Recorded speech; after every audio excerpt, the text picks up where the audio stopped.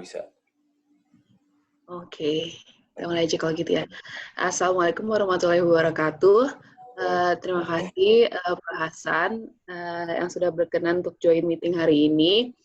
Semoga selalu dalam keadaan sehat. Jadi sebelum mulai paling memperkenalkan diri dulu kali ya. Saya dengan Kia dari tim Jejak Kreasi Indonesia. Di sini bersama salah satu rekan saya ada Mas Dwight yang juga bergerak di tim Jejak Kreasi Indonesia. Nah, siang hari ini paling kita akan sedikit go through dari deck yang sudah pernah kita sampaikan sebenarnya ke Pak Hasan melalui email. Jadi kita akan lebih menjelaskan sebenarnya seperti apa sih bisnis di Surabaya ini, terus kayak kedepannya akan seperti apa, skema dengan tenan kita seperti apa, dan untuk skema investasi itu sendiri seperti apa. Jadi nanti kalau ada pertanyaan, monggo silakan Pak Hasan disampaikan saja, nanti kita biar bisa bantu jawab. Oke, kita mulai aja. Jadi sebenarnya bisnis The Surabaya ini itu dilatar belakangi oleh beberapa temuan dari hasil tim market research Jejak Kreasi Indonesia yang sudah mengumpulkan hasil survei bahwa sebenarnya di beberapa masyarakat Surabaya itu sebenarnya sangat interested juga dengan apa yang sedang hype atau happening di Jakarta, yaitu tempat-tempat kumpul yang kayak hampir sama hype di Jakarta, atau brand-brand yang sebenarnya ada di Jakarta cuma tidak ada di Surabaya, dan itu nyatu di dalam satu tempat yang kekinian gitu. Nah itu sebenarnya belum banyak di kota-kota lain, termasuk juga di Surabaya. Kalau di Jakarta ini sebenarnya kita look up to beberapa creative communal space kayak sekarang yang ada itu Plus yang di Jalan Nipah, Jakarta Selatan, lalu ada Komo Park di Kemang, kemudian ada Kumolo di BSD, seperti itu. Nah, dari hasil research inilah akhirnya kita come up dengan ide bisnis si The Surabaya ini, Creative Communal Space, yang kita akhirnya juga didukung penuh oleh PT Sarinah, salah satu BUMN juga yang sebagai landlord dari Jalan Cipunegara 48 ini, tempat di mana kita akan develop si creative communal space tadi. Gitu. Jadi Saya boleh langsung seperti tanya itu. sekarang apa atau? Boleh silakan. Ya, maksud saya PT Sarina itu di bawah Garuda atau berdiri sendiri atau gimana? Enggak sih. Jadi PT Sarina itu berdiri sendiri sebenarnya. Hmm. Jadi itu sebenarnya tuh kalau kita tarik ke belakang lagi, sebenarnya sih kita awalnya itu sebenarnya hanya ingin menyewa si Jalan Cipunegara 48 ini, salah satu area di Surabaya untuk kayak kita buat coffee shop sebenarnya awalnya. Namun akhirnya kita diskus dan akhirnya direkturnya juga kayak tertarik, ya udah sekalian kelola aja lahan-lahan kita, properti-properti mereka ini sebenarnya adalah rumah dinasnya si PT Sarinah, seperti itu. Cuman diserahkan ke kami untuk di-utilize menjadi tadi creative communal space seperti itu. Cuman sifatnya sih sebenarnya di sini nggak ada hubungannya sama Garuda. Kebetulan mungkin saya emang kerja di Garuda dan Dua juga emang kerja di Garuda gitu. Nah, ini dan sifatnya kita dengan Sarinah sebenarnya ya udah sewa putus aja ke Sarinah gitu sebenarnya. Dan ya udah Sarinah nanti tidak terlalu banyak atau bahkan tidak sama sekali intervensi di operasionalnya, di bisnisnya, seperti tidak. Jadi semua diserahkan ke kami. Tapi memang mungkin relationship kami dengan Sarinah itu seperti apa. Jadi selain tempat ini akan menjadi tempat perdana untuk kami kelola menjadi creative communal space, kami sebenarnya sudah diajak untuk mengelola lebih dari satu lahan Sarinah. Ada yang di area yang sama, itu Jalan Cipunegara, kita sudah diminta untuk kelola juga Jalan Cipunegara 46, ada juga yang di Ungaran dan kota-kota lainnya juga. Karena kan pasti banyak ya properti atau aset Sarinah yang akhirnya selama ini ya udah gitu kayak belum terutilize dengan baik. Nah itu diminta kepada kami untuk dikelola, entah itu jadi creative communal space seperti ini ataupun bisnis-bisnis lainnya seperti itu. Gitu ceritanya. Oke, apa tadi? Emino Space apa? Creative communal space. Creative Gitu. Nanti communal aku juga space. cerita creative communal space itu apa sih sebenarnya. Oke. Sip, lanjut. Oke. Ini kita lanjut lagi atau Gak apa-apa, lanjut. Oke. Jadi sebenarnya apa sih creative communal space itu? Jadi konsepnya ini kayak suatu distrik yang apa namanya, of course kita berani mendevelop ini karena kita yakin tempat ini sangat strategis. Nanti kita juga bisa show map-nya, dia itu benar-benar beberapa blocks away dari Surabaya Town Square. Nah, jadi yang akan kita develop ini creative communal space, suatu space yang itu sebenarnya nggak cuman ya udah lahan kosong kita buat sekat-sekat jadi ruko, ya udah rukonya kita sewa ke tenan-tenan gitu kan. Nah, itu tidak. Jadi kita buatnya lebih dengan konsep space untuk kumpul-kumpul community di mana di situ ada tenan-tenan yang merupakan tenannya itu diisi oleh Indonesian local brand, anak muda juga, dan itu sebenarnya ada konsep tadi hangout untuk tenan makanan minuman maupun apparel, fashion, dan juga art space-nya juga di situ. Jadi nggak cuma tempat yang untuk hangout, makan, minum, habis itu udah, tapi juga ada beberapa tenan apparel-nya, fashion-nya, dan juga ada art installation-nya di situ. Jadi kayak ada art exhibition-nya juga. Kalau sekarang kan yang lagi Local brand semuanya. Local yes, brand. benar, Indonesian local brand.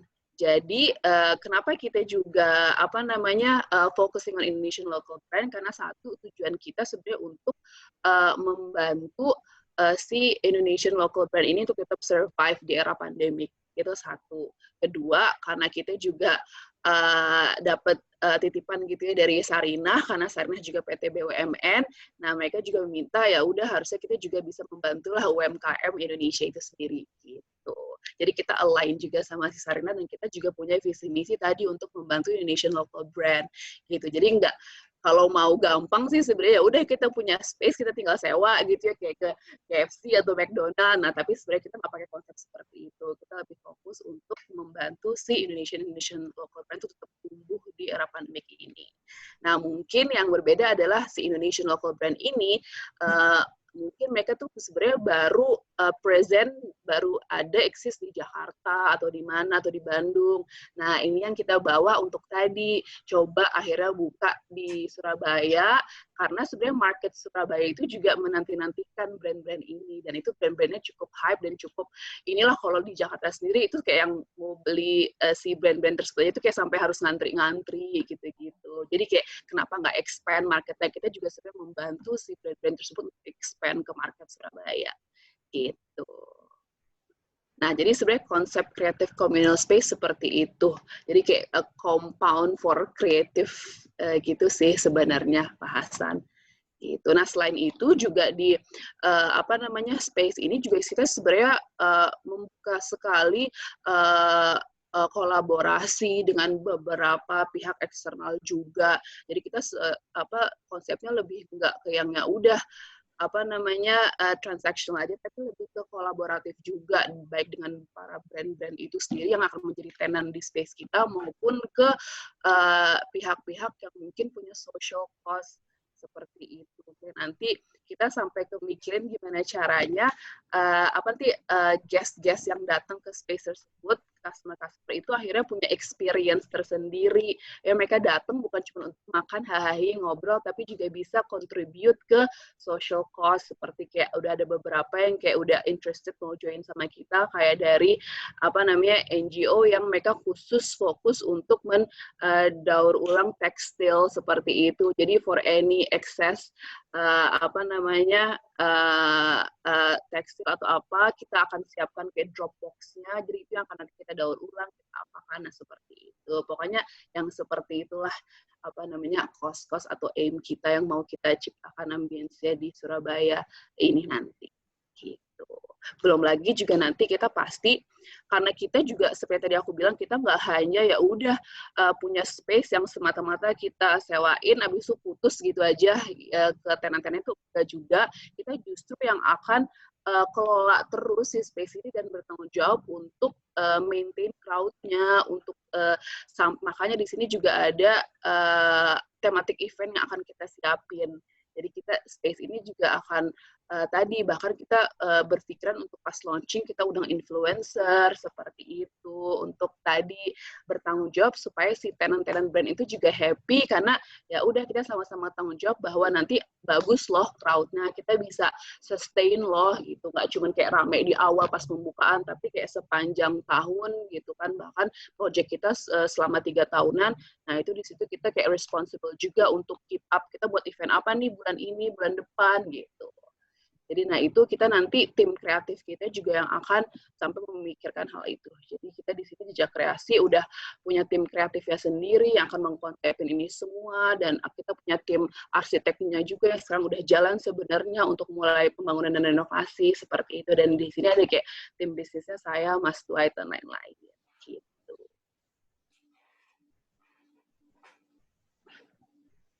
Bagus. Ada pertanyaan mungkin sampai sini, Pak Hasan?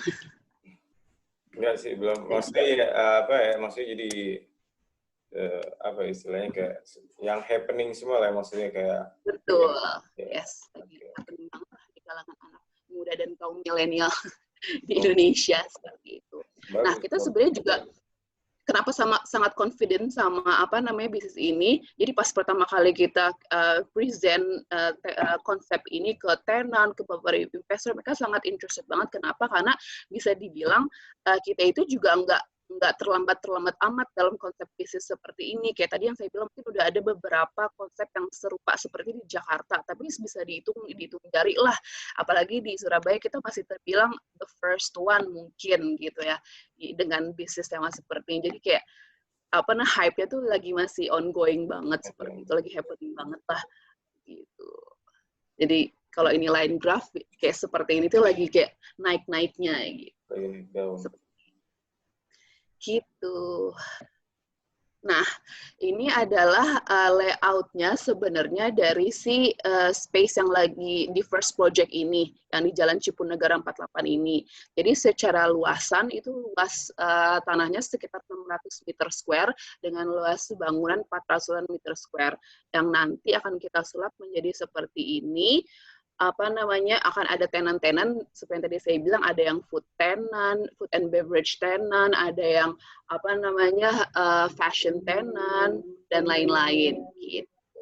Untuk food and beverage tenant itu sebenarnya kita udah back to back meeting juga sih, bukan hanya untuk food and beverage tenant, dengan beberapa fashion tenant lain juga kita udah meeting, dan sekarang kita mungkin lagi proceed sampai untuk sampai ke titik paperwork kali ya soon seperti itu.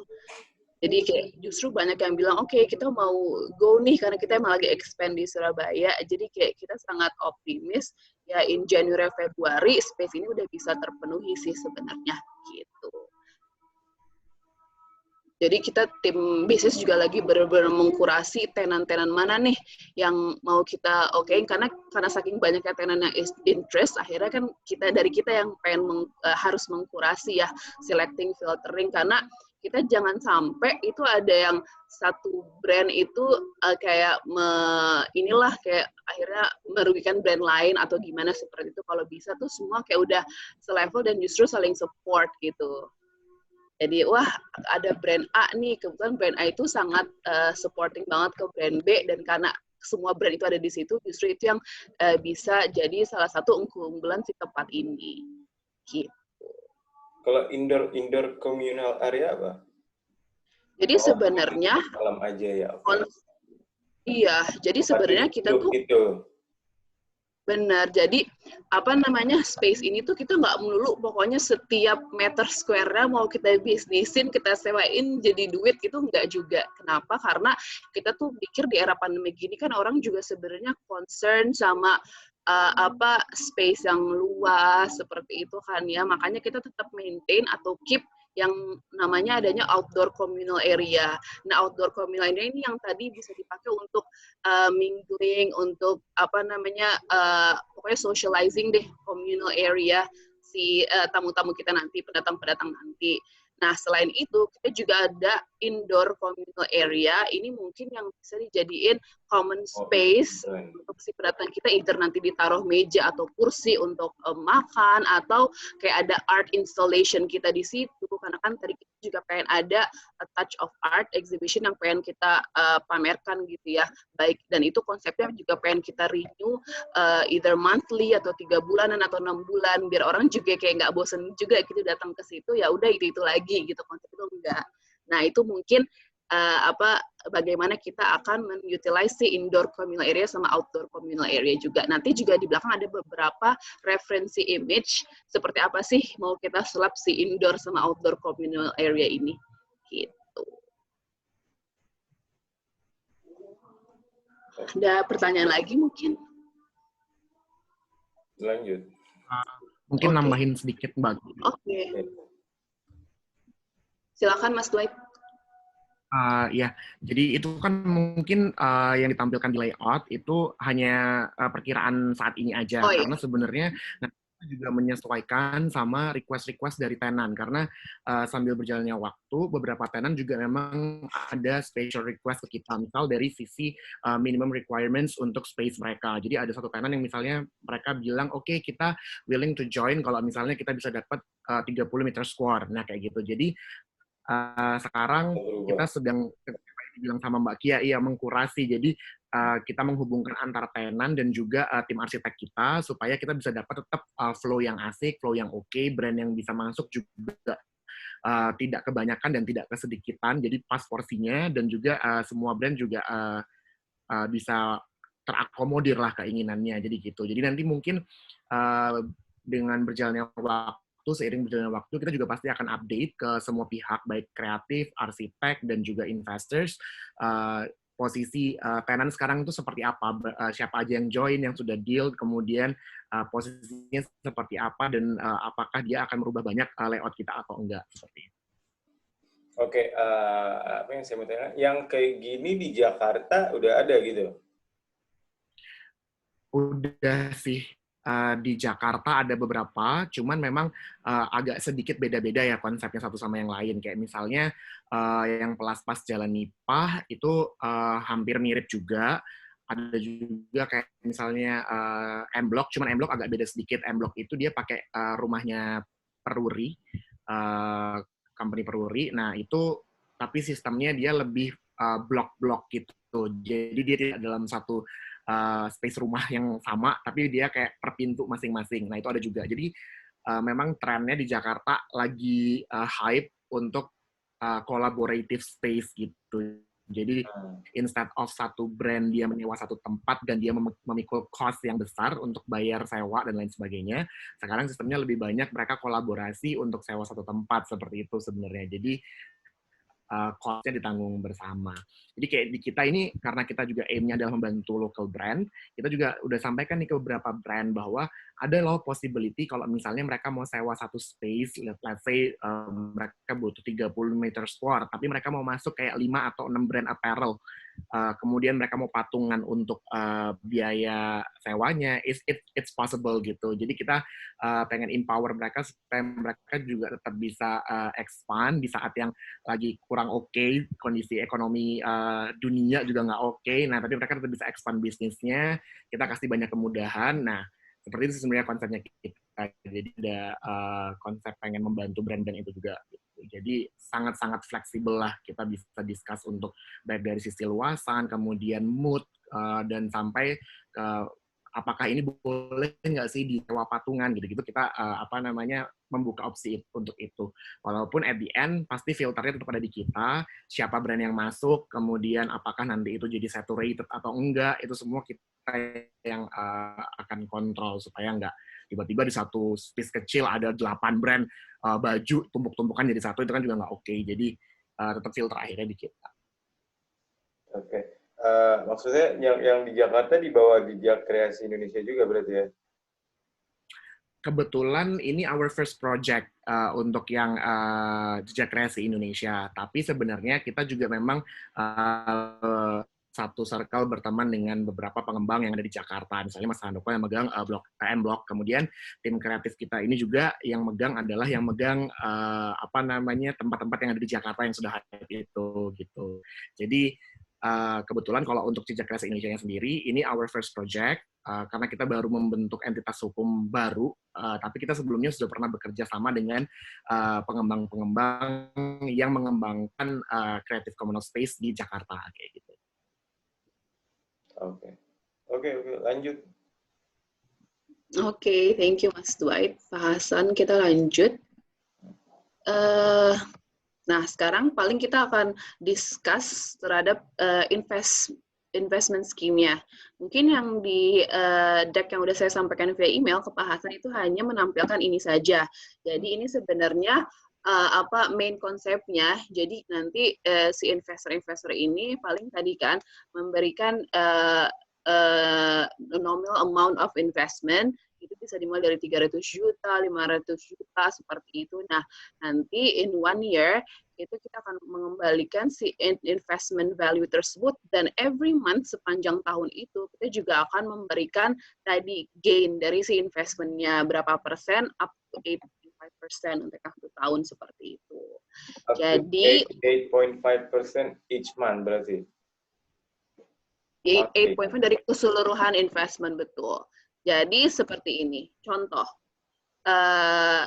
Jadi investment itu, tadi investor itu menanamkan tadi 500 jutanya untuk Jejak Kreasi Indonesia. Nah, dalam 1 tahun itu, jadikan 8.5% untuk gain monthly-nya. Nah, selama 1 tahun itu, jadi per bulannya kita akan memberikan 3,5 juta for 12 months, every month. Jadi every month akan dapat 3,5 juta, tadi 3,541. Ini yang nah, 500 juta ya? Iya, ini kita talking about 500 juta rupiah. Okay. Nah, di bulan ke-12, kita akan tadi kembalikan juga yang 500 jutanya. Gitu. Jadi overall kalau boleh dibilang, jadi total return-nya dari yang 500 juta bisa ke up jadi 542 juta, which is itu sekitar 108,5%.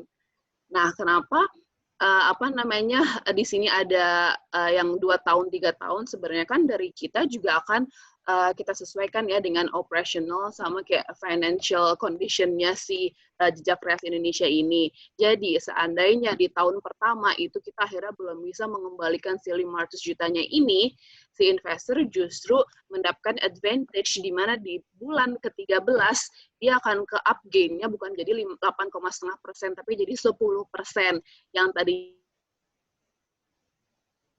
putus.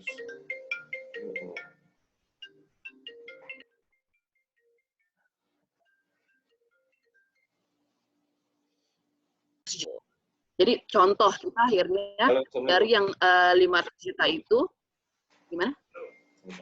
Halo, Assalamualaikum. Oh, lagi angkat telepon. Ya.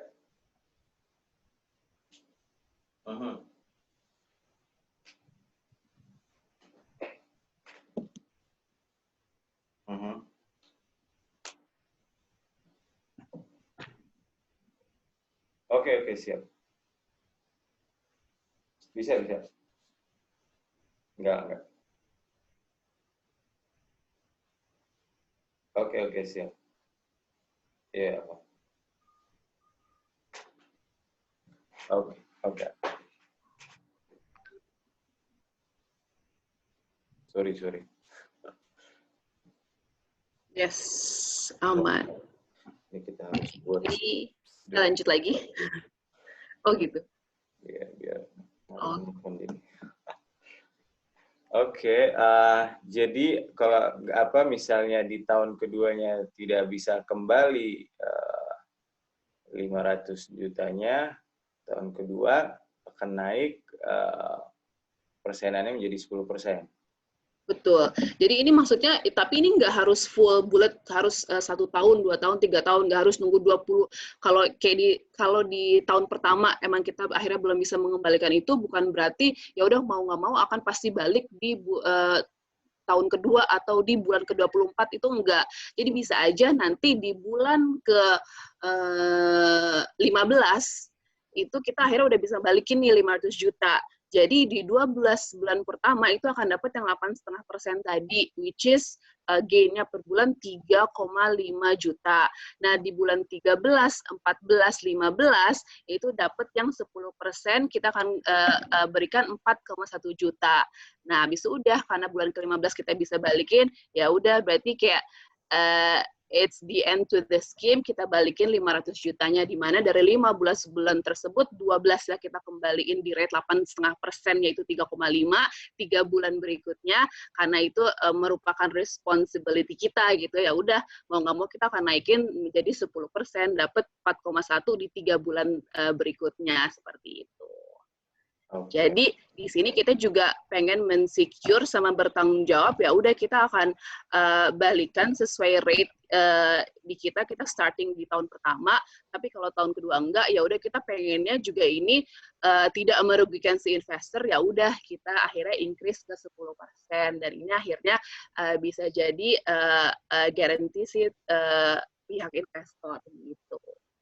Gitu sih sebenarnya skemanya seperti itu. Oke. Sebentar nih nggak kelihatan.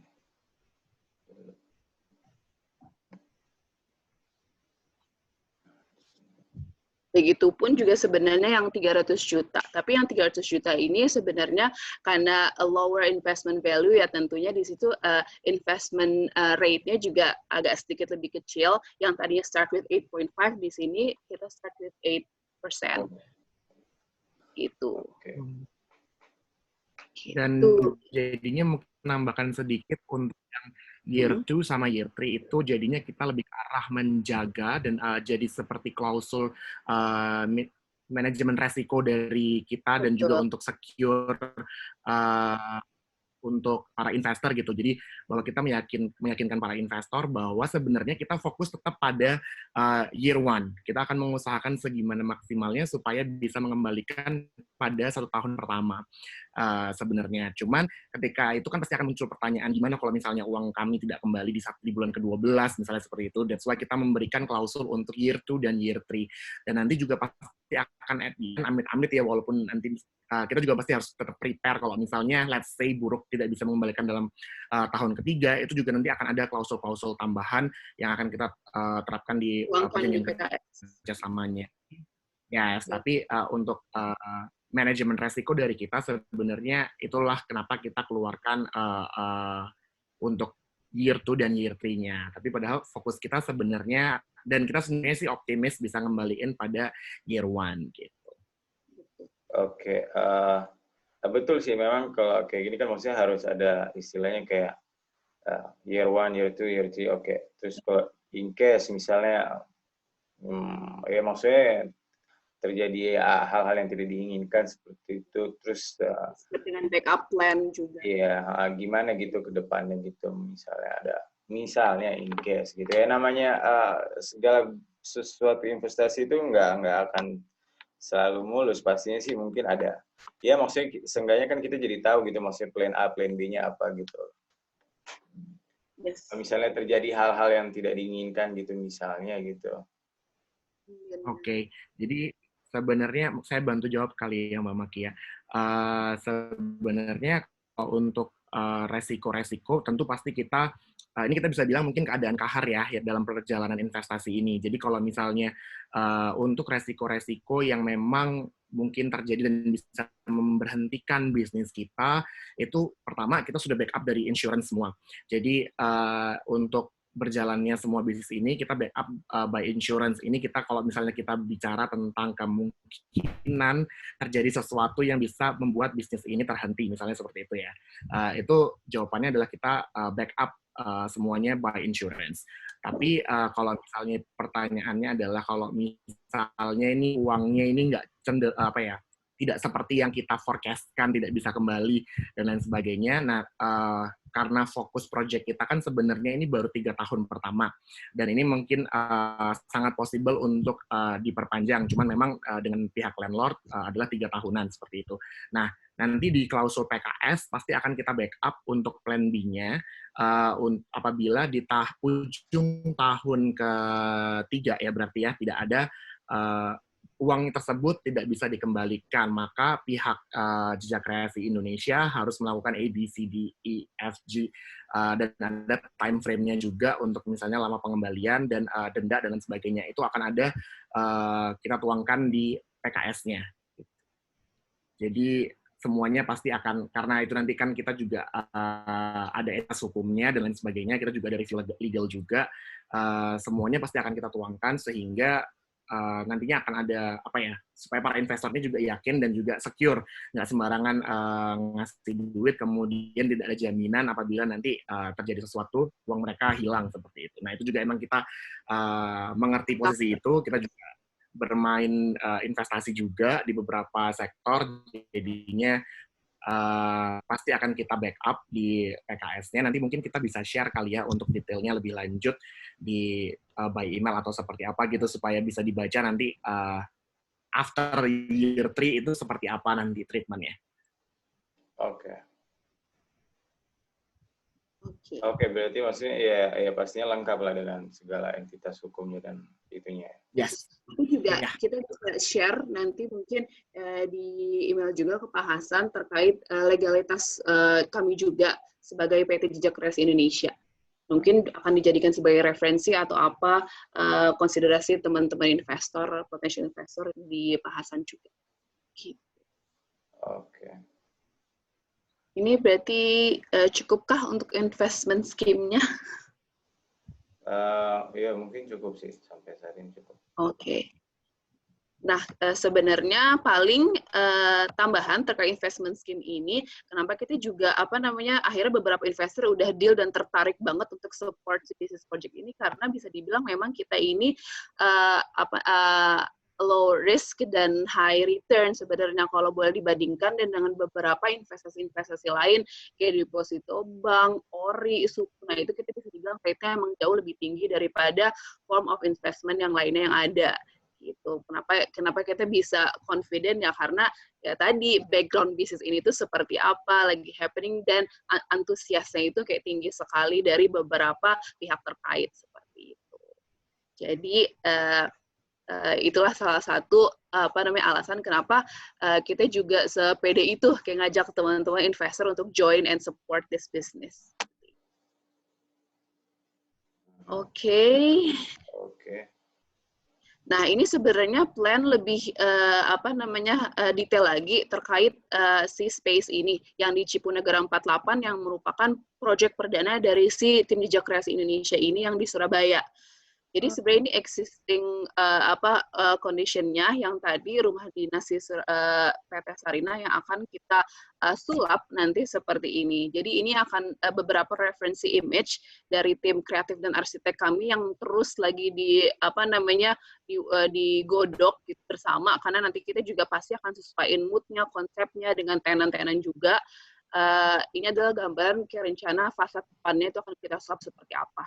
Pokoknya udah ikonik, kalau bahasa sekarang tuh kayak Instagramable banget, dan tema kita itu adalah industrial gitu juga sih, industrial, dan kita juga mendapatkan referensi dari beberapa communal space di luar negeri juga, bukan hanya di Indonesia atau di Jakarta. Konsepnya lebih ke open space, nggak yang sekat-sekat blok tertutup gitu, dan ini akan membuat tempat ini lebih luas dan menarik. Pertama, tadi di satu area ini ada shops-nya, ada communal area untuk hangout-nya juga, untuk kumpulnya, untuk socialize juga, bahkan untuk sekedar ngerjain tugas, ngerjain kerjaan kantor, dan ada tadi art installation atau art exhibition-nya yang paling menarik di situ, yang mungkin bisa untuk menarik crowd. Dan akhirnya dengan adanya crowd, pasti mereka juga akan spend kan ya di beberapa tenan-tenan kita tersebut. Gitu. Inilah si konsep creative communal space.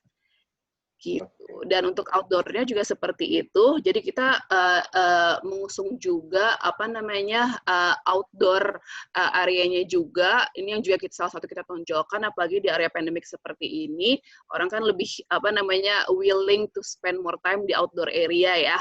Gitu. Jadi itu juga akan kita sulap dengan referensi image seperti ini.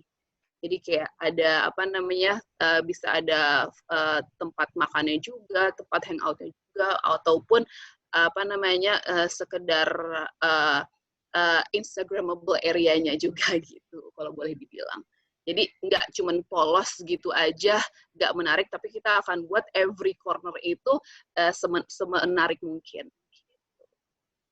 Iya, ya, bagus Nah, tentu. ini sih yang terus lagi dikerjain sama tim kreatif kita, karena tim kreatif kita juga kalau boleh dibilang itu mereka benar-benar yang udah kerjain beberapa project gede, kalau boleh dibilang, dan itu menghandle brandingnya, promotionnya, eventnya, bahkan ada beberapa coffee shop yang udah bisa dijadikan portfolio dari tim kreatif kami. Kalau boleh langsung dicek di Instagram, itu ada Suasana Kopi, Semasa Kopi, nah gitu.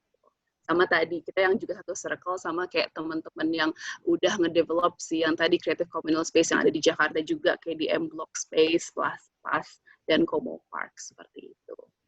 Jadi kayak kalau boleh dibilang kita nggak new banget di industri ini, di bidang ini. Mungkin project-nya ini project pertama yang di Surabaya, tapi secara kreatif dan project itu sebenarnya udah udah jalan dari si teman-teman kreatif kita juga.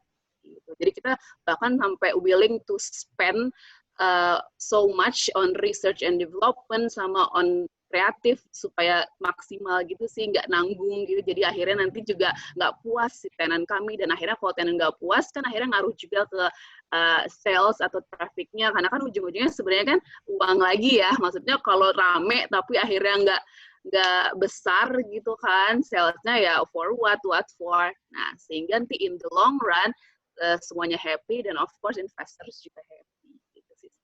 Oke, yang di Jakarta itu udah ada yang kayak yang communal space kayak gitu, udah ada juga gitu yang di bawah kreasi berarti gitu ya, Jejak Kreasi. Kalau yang under PT Jejak Kreasi full di develop ini belum. Karena ini proyek perdana kita sebenarnya dengan PT Sarinah dan di Surabaya. Kalau yang kayak di Jakarta itu kan sebenarnya own-nya by Peruri gitu ya, bukan Sarinah gitu. Dan itu tim kreatifnya itu ada di coordinate langsung oleh si tadi Pak Handoko tadi ya. Right ya? Ya, betul.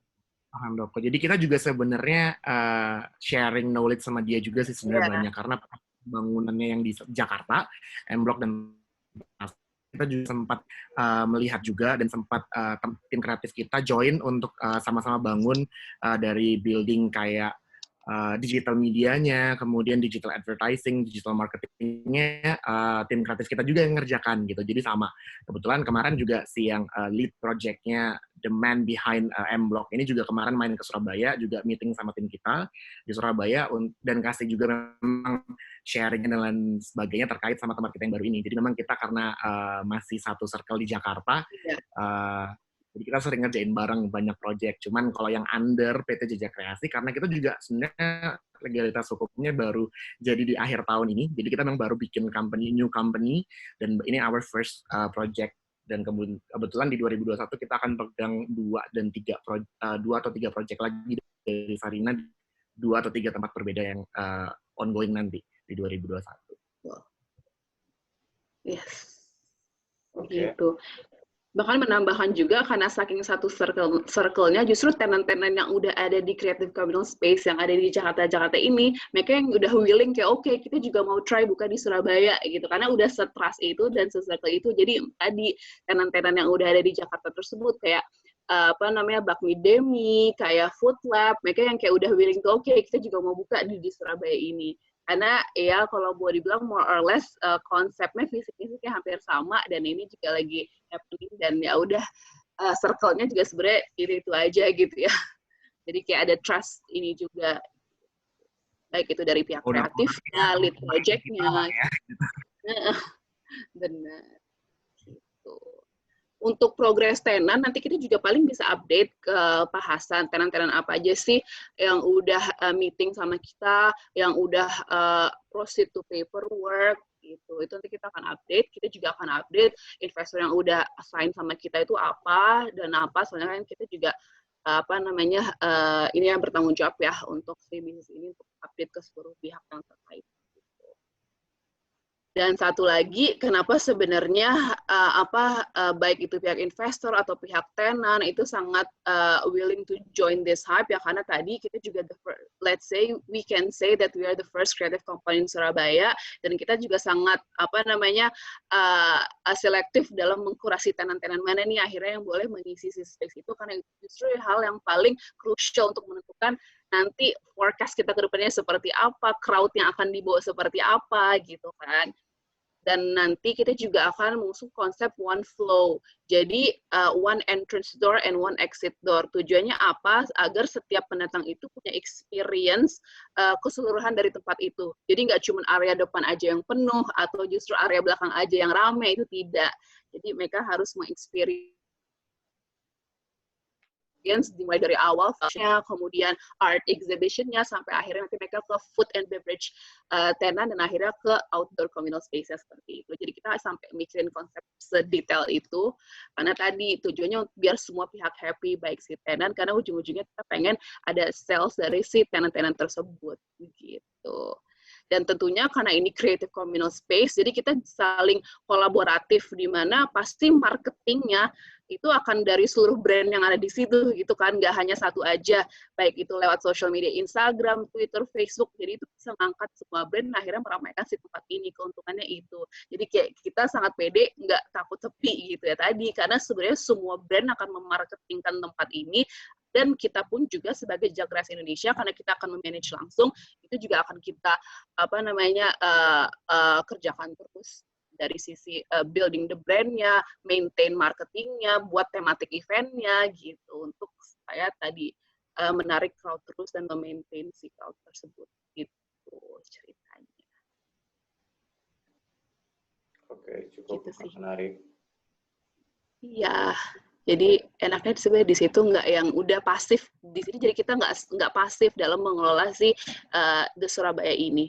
Jadi emang kita seaktif itu, dan kita ini sih kebetulan orang-orangnya emang udah lama juga terjun di bidang ini, jadi kayak seneng aja gitu ya bawainnya, ngejalanin si bisnis ini, jadi kayak banyak banget ide-idenya, ide-ide-nya, jadi kayak kita sangat optimis sih sama si bisnis The Surabaya mungkin ini. Kali ya, hopefully COVID-nya juga segera berakhir, karena kan gimana-gimana juga sebenarnya activations kita itu semua juga tergantung sama COVID-nya juga sih, Pak. Jadi ada beberapa activations yang memang kita, let's say kita udah siapin di calendar of event, tapi memang tidak bisa dulu kan memang PSBB, atau karena event itu terlalu nanti susah untuk diatur crowd-nya, misalnya kayak gitu. Nah, itu yang kita harus siasati sih untuk mengganti model-model event sebagainya. Jadi betul. Dan sebenarnya yang tadi mungkin belum dibahas, kita juga banyak potensial brand besar yang juga mau pop up di kita. Gitu. Jadi ada brand-brand yang mungkin mereka tidak join sebagai tenan, tapi mereka akan seasonal pop up di space kita. Misal, let's say dalam waktu 3 bulan mereka pop up jualan produk yang mereka di space-nya kita dan lain sebagainya. Nah, itu juga sebagai salah satu another revenue stream-nya Jejak Kreasi juga, yaitu dari pop up ini. Dan dari sekarang posisinya bangunannya belum dibangun aja. Untuk yang pop-up sendiri ini kita sudah cukup banyak listnya, jadi kita juga udah bikin kalendernya ke depannya siapa yang masuk duluan dan lain sebagainya kayak gitu. Wait list ya. Iya, model kayak semacam apa, Azura gitu ya, misalnya baju atau apa. Ada pop-up yang cuman kayak 1 bulan, 2 bulan. Ya benar, kayak stand gitu, yang nggak permanen renting the space gitu. Iya. Oke, bagus emang menarik banget sih. Gitu. Nah, ini tadi gambaran sedikit terkait map-nya Pak Hasan. Jadi seperti yang tadi saya katakan, itu di jalan utama banget, jalan besar banget, itu di Jalan Cipunegara nomor 48 yang ada merahnya ini. Apa Google tag merah ini, dan itu kayak kalau bisa dilihat dia di hook juga tempatnya. Jadi kayak strategis banget, apalagi untuk bisnis, jadi dapat semua sisi, dan ini akan stand out gitu kan berarti. Nanti kita juga konsepnya juga nggak akan pakai pagar, jadi kayak akan lebih kelihatan lagi dari segala jalan seperti itu. Kita juga mengambil 2 sisi jalan berarti kan soalnya. Betul. beberapa blok movie dari Surabaya Town Square gitu, yang which is Yes. daerahnya juga kayak rame juga. Dan Iya, nambahin sedikit, Lokata. itu di Jalan Aditya Warman, kebetulan nih saya lagi di Surabaya sekarang, kemarin barusan survei di Jalan Aditya Warman besar itu sebelum belok ke Patmo Susastro mengarah ke Cipunagara itu sedang dibangun, sedang finishing rumah sakit Mayapada Hospital yang gede banget. Jadi the first Mayapada Hospital di Surabaya gitu. Jadi benar di situ lagi banyak high rise building berdiri. Di kalau sedikit geser lagi ke sana tuh ada Ciputra World, kemudian ada Vasa Hotel. Itu juga semuanya building baru juga semua. Kenapa kita pilih ini? Sebenarnya ini menjangkau dua market yang berbeda. Market pertama yang di Surabaya Pusat yang secara besaran, yang kedua adalah di Surabaya Barat, which is dominated by Chinese sebenarnya. Di mana mereka juga emang willing to spend money-nya besar banget kan untuk nongkrong dan lain sebagainya. Jadi kita berusaha dapat circle-nya itu beririsan antara dua circle yang besar. Karena Ciputra World ke sana itu sudah masuk ke Surabaya Barat, dominated by Chinese, dan Surabaya Pusat itu semua tempat nongkrong anak-anak muda dan kampus-kampus gitu. Jadi kita bisa dapat circle-nya beririsan. Ya. Iya. Nggak hanya targeting one market segment dan small, jadi akhirnya niche marketnya. Gitu. Bagus. Paling itu sih Pak Hasan kalau dari saya. Ada pertanyaan lagi kah atau concern apakah? Ya, nggak apa-apa kan, makanya ini kan saya record, ntar saya presentasikan ke teman-teman, terus lihat gimana responnya, mudah-mudahan sih positif ya, maksudnya mereka cukup tertarik supaya bisa join juga. Nah, setelah itu ntar kita maksudnya kita informasikan lagi gitu gimana ke depannya gitu. Siap. Ini kan saya record, ntar saya kasih ke teman-teman gitu supaya mereka lihat di waktu libur juga kan, mereka mungkin ada waktu-waktu luang gitu untuk bisa melihat gitu atau apa gitu, sedikit-sedikit gitu kan mungkin. Nah, ya mudah-mudahan supaya bisa pada ngerti dan tertarik cukup gitu. Kalau saya pribadi sih so far sih cukup interesting ya, masih cukup menarik, dan mudah-mudahan ke depannya menjadi lebih baik gitu. Cuman nanti saya bisa ngeliat ke teman-teman dulu gimana, karena kan Koprais ini kan gabungan lah semuanya dari teman-teman gitu, jadi ya nggak bisa pribadi saya ngambil keputusan langsung seperti itu. Oke, siap. Let me know aja pasang kalau nanti kayak ada pertanyaan dari teman-teman member dari koperasi atau nanti ada yang mau hubungin aku langsung, share aja kontak aku. Nanti ataupun mau dibuatkan presentasi terpisah lagi sendiri itu kayak let us know. Oke, siap. Mungkin ini kali ya Pak, mau note terakhir, kita di Jejak Kreasi memang membatasi untuk minimal investment-nya di angka 300 juta. Jadi misalnya kalau misalnya mau patungan-patungan, kita open banget sebenarnya antar beberapa orang, tapi untuk legal document-nya nanti kita under one name gitu ya Pak, di angka apa namanya 300 juta itu. Kalau minimalnya ya di kita. Jadi kita nggak bisa terima kayak 100 juta pecah-pecahan dari masing-masing gitu misalnya say. Karena kemarin juga ada pertanyaan seperti itu tuh, possible nggak kalau misalnya kita masukin 50. Nah, kalau per 50 juta kita kontrak, agak kurang prefer dari sisi kami. Jadi kalau misalnya mau disatuin dananya itu possible banget, nanti dari tim kita satu nama aja, under satu nama. Itu aja sih paling yang perlu kita infoin. Oke.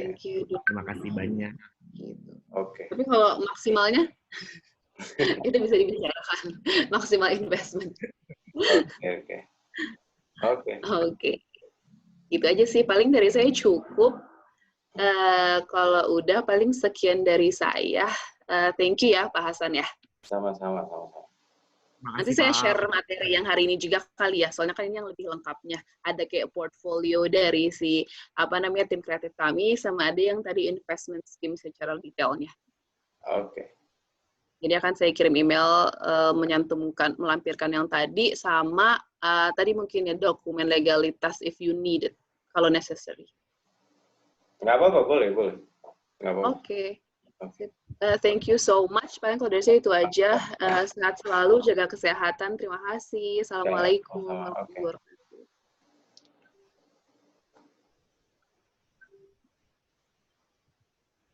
Ini recordnya di stop.